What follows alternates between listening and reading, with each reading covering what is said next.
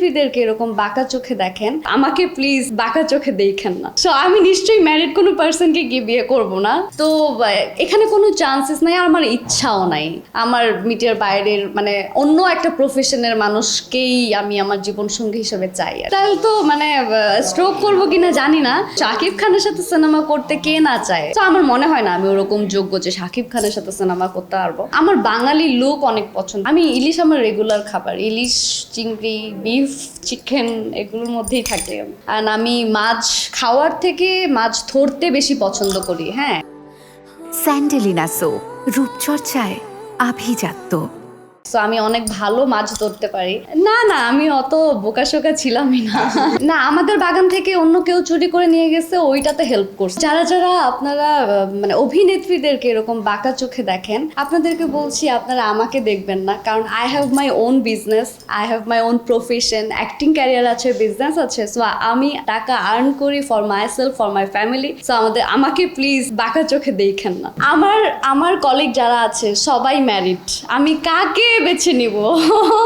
So আমি নিশ্চয়ই married কোনো পার্সনকে গিয়ে বিয়ে করব না। সো আমার কলিগ যারা আছে সবাই ম্যারিড, আর সবার ওয়াইফদের সাথে আমার খুব বন্ধুত্বপূর্ণ সম্পর্ক। দে আর মাই ফ্রেন্ডস, লাইক ভাবি, অ্যান্ড ওরাও আমাকে অনেক আদর করে। তো এখানে কোনো চান্সেস নাই, আর আমার ইচ্ছাও নাই।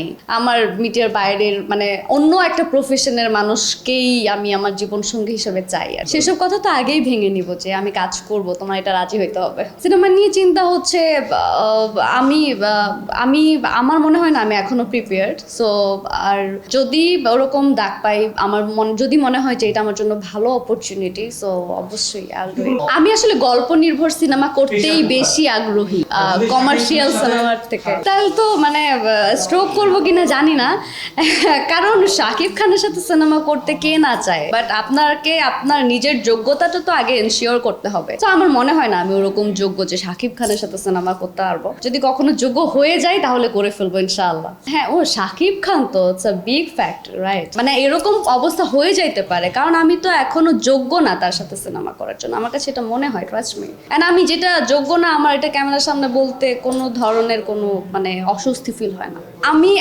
আমি যখন নাটকে স্টার্টিং এ এসেছিলাম কাজ করতে, তখনও আমি আসলে কখনো ভাবি নাই যে আমি মেইন স্ট্রিমে কাজ করতে পারবো নাটক। সো আমি না ওভার কনফিডেন্ট হই না, যদিও হই সেটা আমি আমার মনে মনে হই। মানে আমি কাউকে বলতে হচ্ছে স্বাচ্ছন্দ্য বোধ করি না যে yeah I have to do this. Planning সকালে আমার মিডিয়ার কলিগসদের সাথে একটু একটা গেট টুগেদারের প্ল্যানিং আছে। অনেক লাইক 150 মানুষ ওইখানে হয়তো বা জড়ো হবে।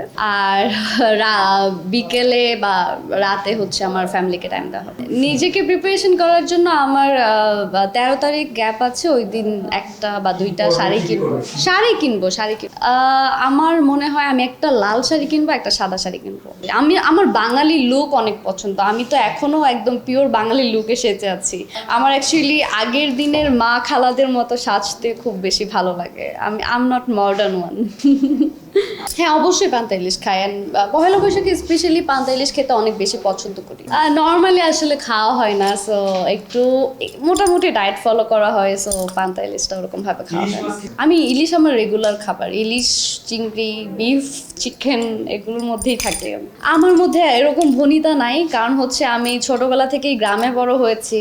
আর আমি মাছ খাওয়ার থেকে মাছ ধরতে বেশি পছন্দ করি। হ্যাঁ, সো আমি অনেক ভালো মাছ ধরতে পারি। তো এগুলো অ্যাকচুয়ালি আমার কাছে কোনো ম্যাটারই না। আপনি কোনটা দিয়ে বলবেন, সব দিয়েই মাছ ধরতে পারি। না না, আমি অত বোকাশোকা ছিলামই না। চুরি করার দরকার হয় নাই, কারণ আমাদের নিজেদেরই এত বড় আম বাগান ছিল, নিজেদের বাগানে। না, আমাদের বাগান থেকে অন্য কেউ চুরি করে নিয়ে গেছে, ওইটাতে হেল্প করছি আমার ফ্রেন্ডসদেরকে আর কি।